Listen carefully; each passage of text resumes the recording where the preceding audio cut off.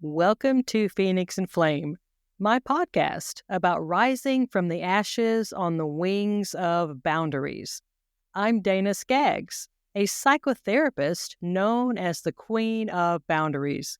If you are new to Phoenix and Flame, please subscribe so you will be notified of new episodes. Visit Dana Skaggs, DanaSkaggs.com for a free quiz to discover how boundaries are impacting your life. This podcast is not intended as psychotherapy. If you are in crisis, please call 911 or contact your local crisis hotline.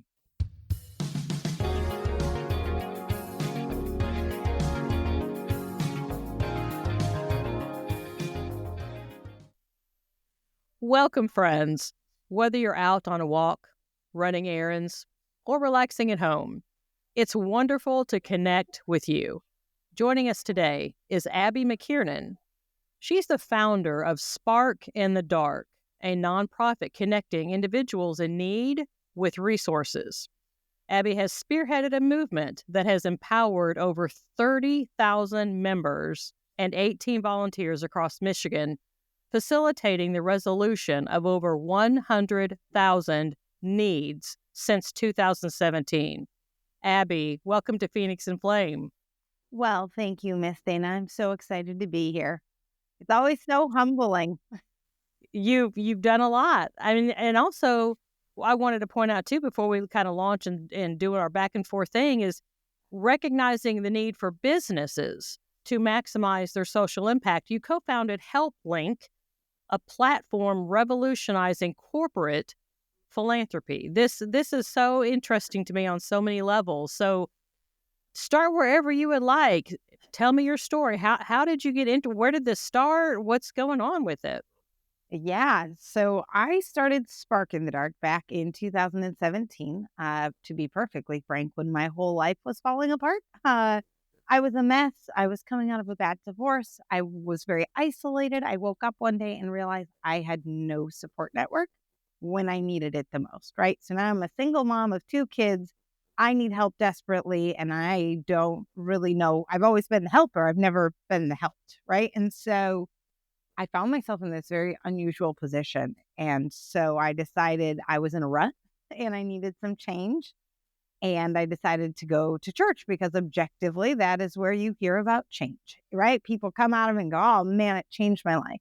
That and therapy. And I couldn't afford therapy and church was free. So I ended up at a church that ended up at a women's Bible study, which was truly the last place you ever would have found me ever in my whole life.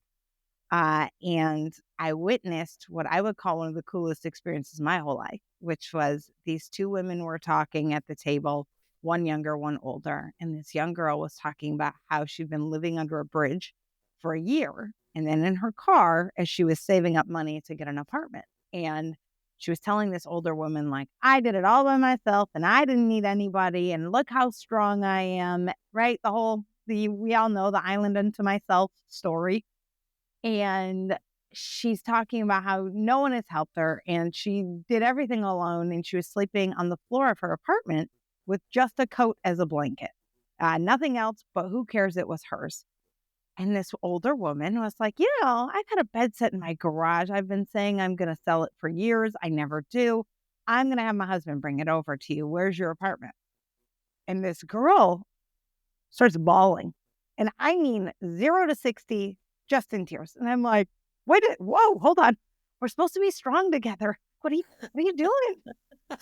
She starts crying and she's like, my own friends and family have given up on me. No one has been willing to help me. Everyone has decided to write me off. I don't even know you. Like, why would you help me? And this woman responded with, because I can. And that was it. And that was all she said. And it hit me like a ton of bricks. This idea of like, this lady doesn't know her. She's just helping because she has something to give. I woke up. I started Spark with that exact same concept in mind on Facebook. This idea of like just helping because you can and for no other reason. I launched it with 50 people. I woke up, there were 350 people. Now there's 32,000 people.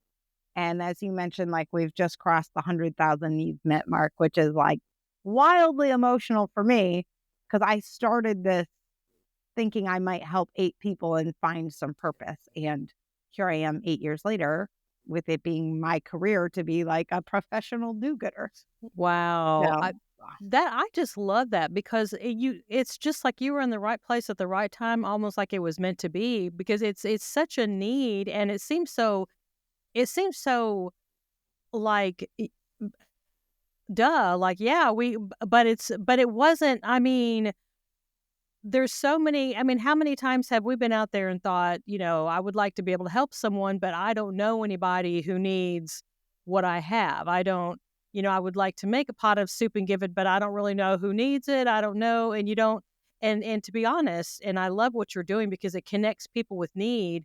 There's been times when I have along the way reached out and tried to give or do, and it was a situation where the person really didn't need what I was giving, and that's a yucky feeling. I felt very superfluous and like I had kind of wasted my time, actually, time that I didn't have to waste because it right. turned out that their need was getting met by someone else, or maybe they didn't actually have the need that I thought. And so there was this whole misunderstanding and miscommunication between people that actually have the needs versus the people that would like to meet them. And you seem to be with Spark in the Dark. That was, you connected the two.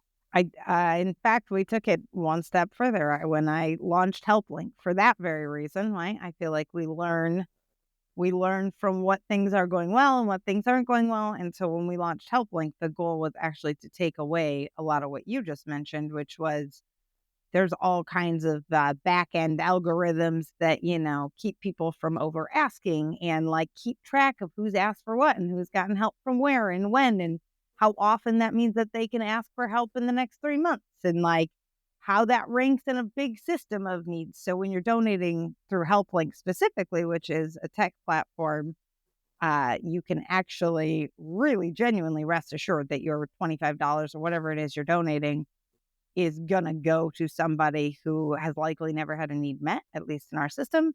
It's only going to go to one mortgage payment a year, things like that. So it's pretty darn slick. I gotta tell you. That that's awesome. I mean, because you just brought up two things, so to see if I can remember them both before say them before I forget what. We're very real on Phoenix and Flame here, and so it's like you're talking about the technology. It's like how sometimes people have concern. If I'm gonna, is there some, because there's people that play systems. Let's just be honest about that. Yep. They get in and they kind of destroy it for everyone else who has legitimate, hardworking, lovely, wonderful people who wouldn't ask for anybody for anything, and they're the ones that we want to help. And sometimes they get the shaft because of the people who are playing the system and making you feel like, well, you know, they're playing me. I'm not, Right. they're just trying, and so in the algorithm that you mentioned kind of addresses that. And Uh-huh. that gives that comfort for people that are wanting to donate. It seems like, is that Yeah. what you've run into? It's definitely a peace of mind, I feel like, as someone who has given a lot in my life, right? And donated a lot. I'm with you. There are plenty of people in the world who do take advantage of kindness, and not necessarily because they are bad people, but Right. because they have been so desperate for so long that, right, anything that becomes available to them, they take and they hoard out of this fear that they might lose it in the future, right? So there's so much kind of psychology to balance there of people who are, generationally impoverished and things like that. But helping school was like, okay, we're going to help you with, basic essential needs, things like a utility shut off or a mortgage payment or work boots for that new job, things like that, that you can also feel really good about giving to. Does that make sense? It makes a lot of sense. It makes a yeah, and plus there's also I've run into people before that have wanted to give, and then there's there seems to be out there some skepticism about the organization. Like you mentioned earlier, if you donate X amount of dollars, it's going to go toward this. Whereas you hear people say, "Oh, well, God, if you give this money to this, then, Who like, knows what happens to it? yeah, 75% of it goes to the CEO," and, you hear people saying those kinds of things, and so that I think that kinda hamstrings people that would want to donate, and it prevents someone from getting the donations, so that's another very lovely thing that your organization helps to address as well. Yep, it's transparency was kind of top of mind when we built this, and so HelpLink actually was the software I built with my business partner entirely separate to Spark in the Dark. Spark in the Dark was a nonprofit using it. We liked it so much that Spark in the Dark ended up buying HelpLink instead so that we could actually take our mission and go nationwide because the software kind of transcends boundaries of the state. And what's cool is we can very confidently say, hey, 83% of everything you donate goes directly to that bed that you wanted to help the single mom with, or those like, the name of the person you helped, the item you bought, exactly down to the penny how much money went to them and how much money went to the nonprofit for overhead because, right, we still got to pay people. And that's just what it is. And being a nonprofit doesn't mean it's free to run. And Oh, so no. but we are not shy about just kind of laying it out. And then we've involved companies in the process as well, so that a company can sign up and instead of just writing a $5,000 general check to ABC nonprofit, they can say, okay, we're going to pledge $1,000 a month. It's going to go through HelpLink. And anytime our employees have a need, as long as they have posted it within HelpLink, our money is actually going to meet our employee need first. It's going to still be sponsored by a nonprofit. It's still going through Spark in the Dark, but we've committed to our business partners that we will help their staff first with their money. And then it goes to the community after that. If there's not, enough employee need, which hopefully there isn't, it goes on to other general community needs. So we're Wow. looping everybody in here and trying to make giving, more personal and easier, ironically through technology, but Well, yeah, but I mean, technology, that's a good thing because it really gives you access and gives people access to you. But as uh I'm listening to you talk, I'm wondering about like a story. If you had like a testimonial, something that comes to mind when you're telling people and you're explaining what it is that you do, was an experience, a testimonial that comes to your mind that would help my listeners really kind of comprehend your passion and why it is that you put so much effort and time and energy into this. man, first of all, my mother has been telling me that I've been very nice since I was like tiny. So I've been writing love letters to people since I was like 4. Like, hey, thanks so much for being really great. Like, you're 4. And it's in like these childish writing. She'll show me letters of like, I remember one time when you like thanked me for being your mom. I was like, oh, good. So That is part of this precious. is I was born with a generous spirit, if you will. It's, I think You know, giving is an addiction. It really is. It is kind of incredible what one person can do for another with something so teeny tiny. One of my favorite Spark stories is actually a woman who she had messaged me late at night and she had asked me if I could approve her into the group more quickly because everyone has to get approved first, because she was cutting up her sweaters for her 12-month-old daughter to wear because she had no clothing for her daughter and just had no money to buy any clothes. And so she was crafting her own clothing into 12-month clothing. And she lived in a very rural area. There's kind of a whole combination of things for her. And my heart obviously broke. And so I'm like, absolutely, it's 11 o'clock at night. I'll approve you right now. Make your post. I'll get it up. And I'm waiting and I'm waiting and I'm waiting. And midnight comes and she still hasn't posted. I'm like, what is going on? Finally, I go to bed. I wake up in the morning. First thing I do is check my phone to see if this woman has posted. And she hasn't. And I was like, okay, what is going on? So I reached out to her. I was like, hey, is everything okay? Like, I felt like this was urgent. Is it still urgent? How can I help you? Right. She's like, yes, it is. And I actually found some clothes. She's like, but I found something so much better. And I was like, oh, tell me more. I'm listening. She's like, I got on the group and I was getting ready to post that I needed these 12-month baby clothes. And I came across a single mom who needed 9-month baby clothes. And I have a whole bunch of those. And she's like, or 6-month baby. She's like, I have a whole bunch of 6-month baby clothes. So I actually ended up getting distracted and reaching out to this girl to give her the 6-month baby clothes. She's like, and I want you to know it has changed my life forever. And I'm like, okay, like I'm listening. She's like, I entered your group feeling at the lowest I've ever been in my whole life. I thought that I had nothing to give to anybody and how terrible I was that I couldn't even dress my daughter right now. I felt like the worst person in the world. She's like, I've never been so embarrassed in my life. And then I go in and suddenly there's somebody that I can help that doesn't have what I have. And the way that it has changed me is profound. And I was like, all right, Wow. who would have thought from 6-month baby clothes that so much impact could be had, right? Like by giving That's and not am- by taking. It's a that is fascinating. amazing. Oh, it's so good. And it happens. I mean, I get to hear those stories really weekly, right? Like that's kind of my life now to Hmm. hear these stories of impact from such seemingly tiny things. So cool. That is amazing. Well, and earlier you had mentioned the woman that you met at church, and she had made a comment that everyone in her life had given up on her.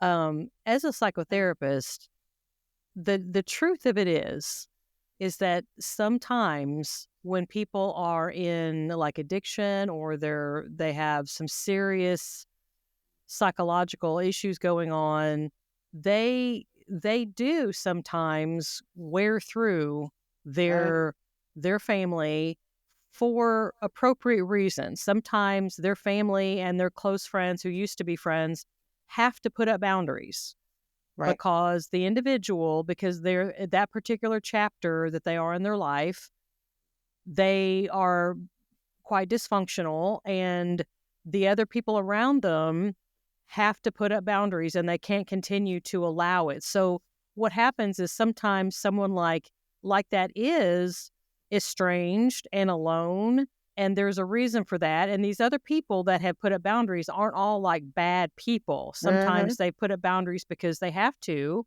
because of the dysfunction going on.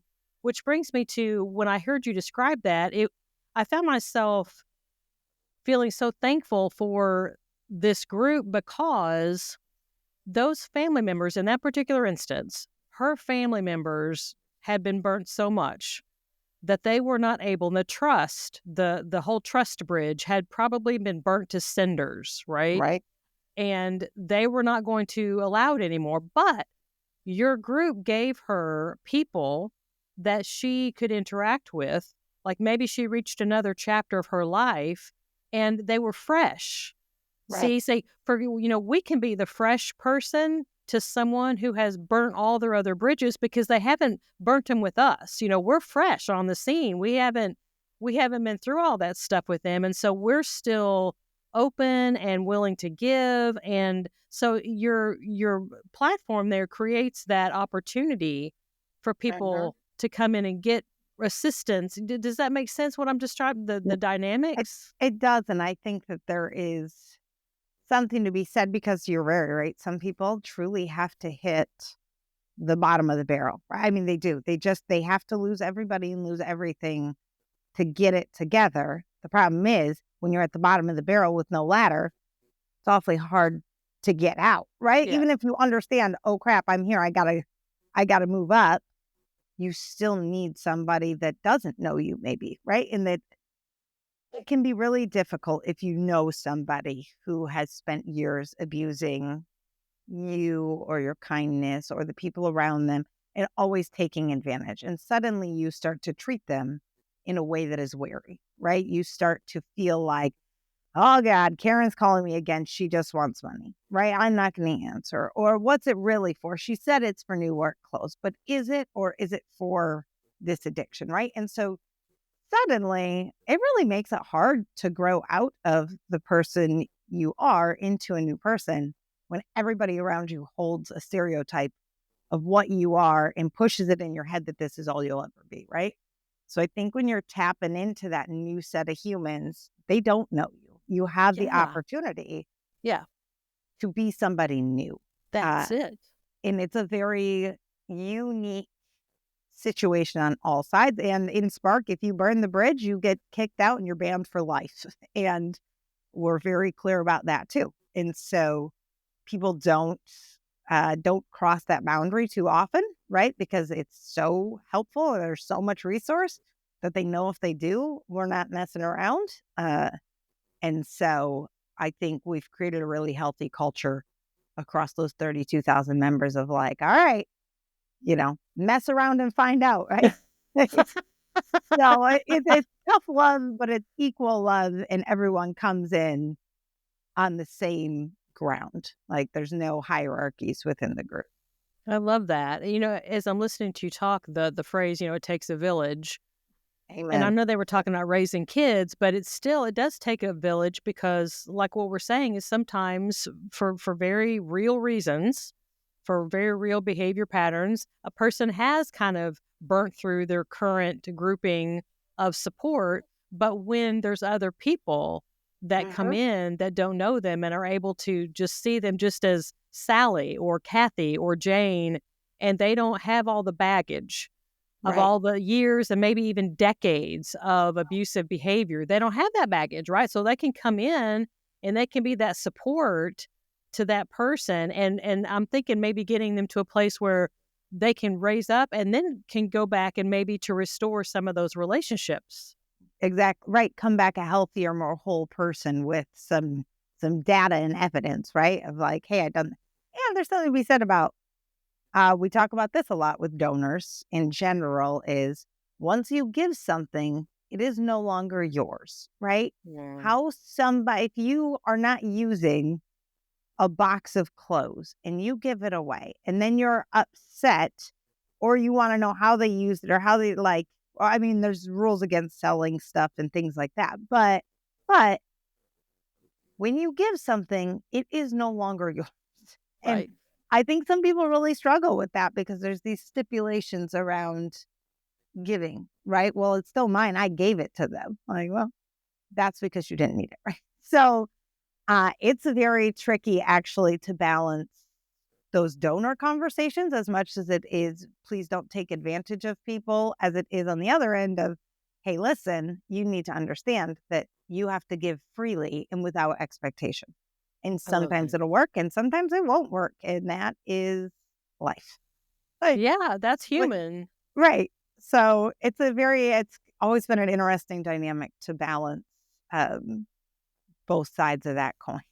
Wow, what a wonderful topic. What a point that you brought up because what I'm thinking about transactional relationships.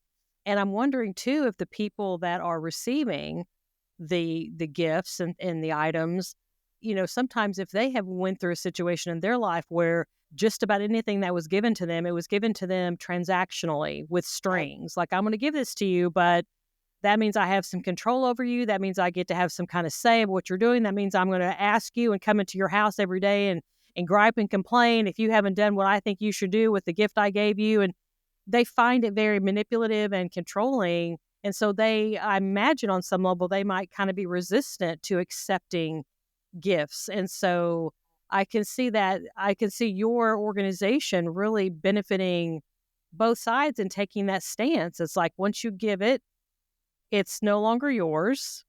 Right. Let it You have go. let go. Yeah.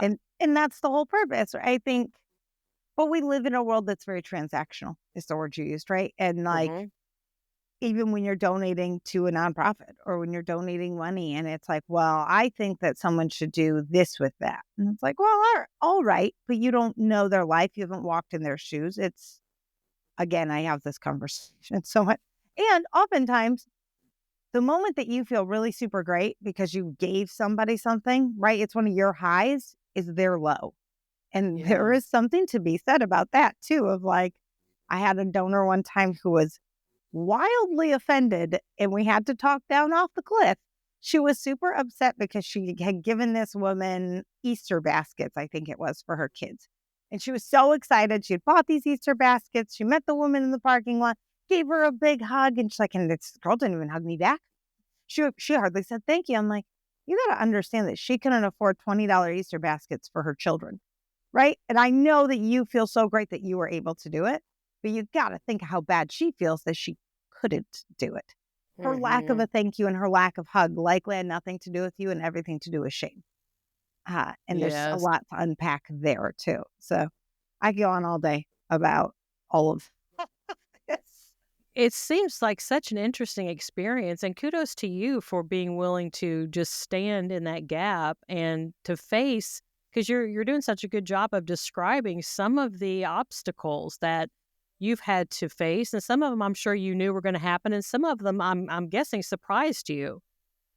It's just like, what is even happening right now? Why am I even involved in this conversation? As I was reading your bio and thinking about you and your situation and what that experience would be like, I did find myself wondering, I wonder as Abby was doing this, what were some of the obstacles that she ran into, that she had to find a way to get past? Do any come to mind? Oh man. You know what the hardest one I think is I built this network because I needed a network, right? I needed help. And then I built it and then I became the leader of it. And then suddenly in 2021, I found myself desperately in need of help. And I felt like I couldn't ask because, well, I was the leader and I can't ask for help when I'm in need because I have a certain, demeanor and I need to behave as though I've got everything together at all times because so many people are looking to me for Mm. strength and security and hope. And like, I can't ask for help. And, it was every few years, I feel like I have to humble myself again. I'm like, "No, no, no. You can't ask for help. You're a human. This is everything you represent." But in 2021, for me, it was second bad divorce, seeing the theme here. Bad divorce, single mom still. My furnace had just went out, then my water heater had went out, and my ex-husband had left me with this huge mortgage from a fancy house he wanted and then was mine to deal with. And then I fractured my foot chasing a duck. It was my duck, but still not great. Uh, it was just everything was going so wrong. And I was crying every day. I was so frustrated, right? And I'm trying to hold it together. And I'm on stage all the time talking about joy and happiness and giving.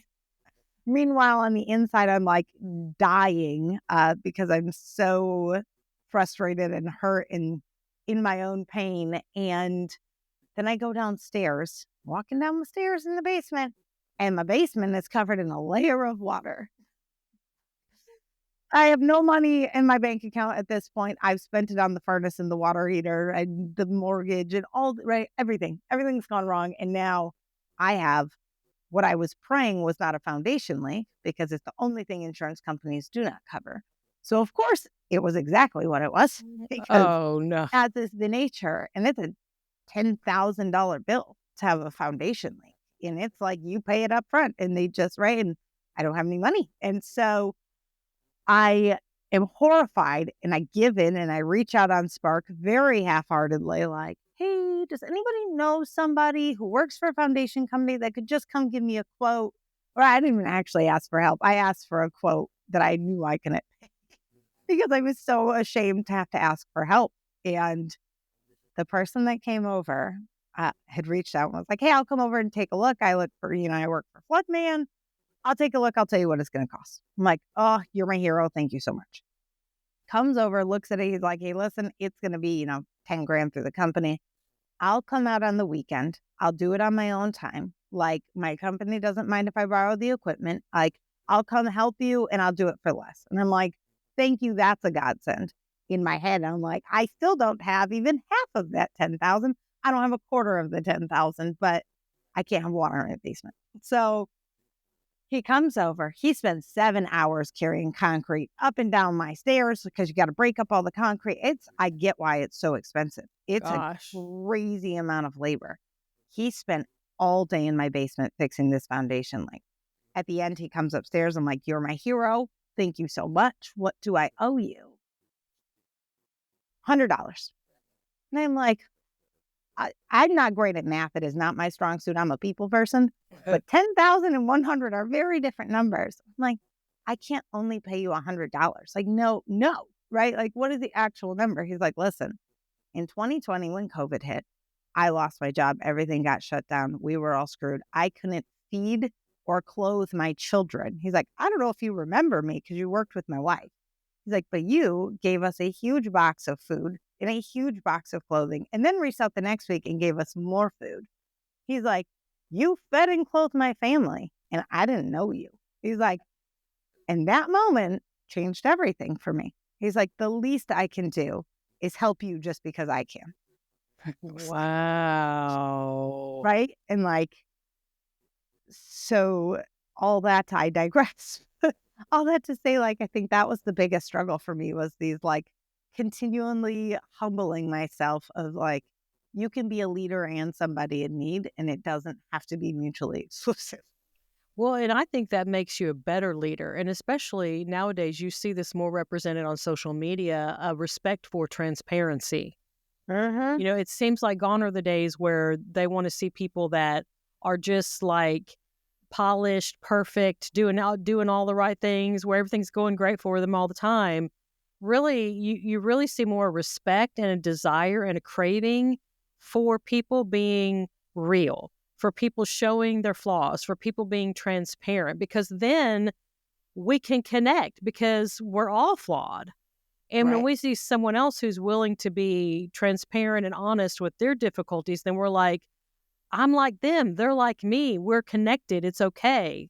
Right. And so I think what you're describing helps you even more to be an even better leader of your organization.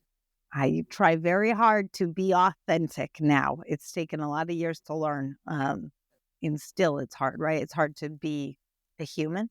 Well, because it requires vulnerability. Brene Brown has done all kinds of TEDx and books and research on vulnerability and how important it is and how hard it Right. is. And it never gets easier. You It know, works. It's not easier, but it really doesn't. It's hard every time. And actually, if you follow me on like LinkedIn, I've got a bit of a following there purely because I'm always posting about like female entrepreneurship in general. And I have a 6-month-old daughter and a 2-year-old son and an 11-year-old daughter and an 18-year-old son. And so my life is full. And wow. Cordelia is my youngest, who is in the other room crying her little butt off because she's upset that I'm not holding her, because she is the clingiest baby I've ever met. Love her, so clingy. And so a lot of my LinkedIn videos and stuff are like Cordelia and I speaking at Mishram. And Cordelia and I. Cordelia and I at Founders First Friday, and she's in a baby backpack just hanging out. And I'm like, this is real This is my life. life. This is my baby. The first few months, a lot of the podcasts that I was in, Cordelia is there with me, smiling away, just Oh, delighted to wow. be invited. That is precious. Now, Abby, I want to make sure that my listeners are able to access you, because I'm sure that they've heard things today thinking, oh my gosh, I have got to check this out, whether as someone to donate or someone to receive, either way, maybe both. Now, what I have here is for them to go to helplink.org. Is that where you want them to go? Yeah, yep. If you go to help, like you can get there even faster if you go to helplink.org/give. If you want to Slash, cut through all the middle stuff, you can just add the /give, and then you're right into the donation screen. got you. Got you.